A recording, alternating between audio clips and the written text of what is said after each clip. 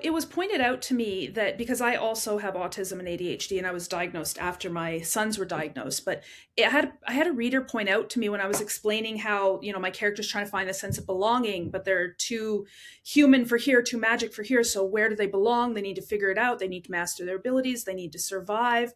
And somebody said, well, that's kind of like your journey through life with autism, trying to figure out where you fit into everything and just sort of survive the chaos of society. And so I think my big arc is written by me. There's a couple of characters that have some, like tendencies of mine. Like, for example, my there's a character in there who's he doesn't take jokes. He doesn't understand a lot of the magical creatures. They don't understand human humor.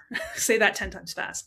And that is a lot of me because I have a hard time understanding jokes. I can tell a joke, I can give sarcasm, but to try to understand it, I have a difficult time putting myself into their shoes and seeing it from their perspective. Well, and I remember you talking about, let's see if I can remember, because you would study people, like almost like you were on another planet and you were studying people to understand them so you knew how to you react the way that Yeah, was I wrote my expected own of you. script. Yeah. Yes. Yeah. Yeah, I spent years watching people because I didn't know how to talk to people. I wanted to talk. I wanted to have friends just like every other kid does, but I didn't know how to approach that. I didn't, it was simple when you're little because you just go up to somebody, a kid in the park, it's like, hey, my name is such and such. Do you want to play? Let's be friends. And it's so easy. But when you get to teenager or you get to, like get a little older, it becomes a lot more complicated. And so I would watch people and I would write, like, okay, so and so said this. This was the answer. Oh, there was a smile. I must say this.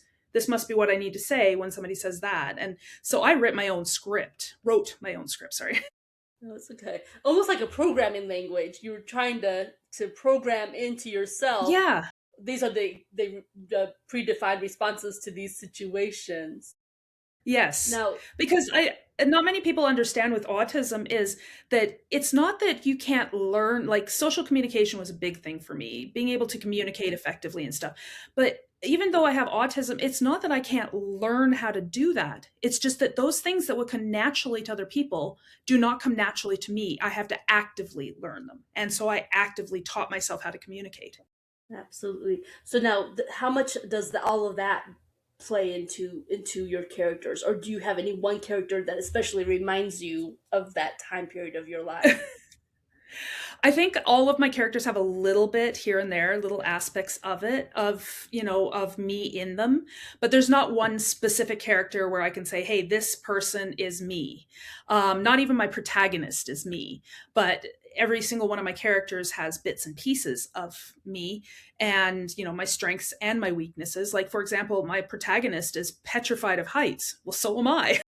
So I can see that. But I do think that the fact that I spent so much time watching people and trying to figure out what their motivations are, what they're thinking, what they're doing, why they're doing the things they do, gave me a little bit more understanding of, like emotions and people in general. But I'm always been very much an out of the box creative thinker too. So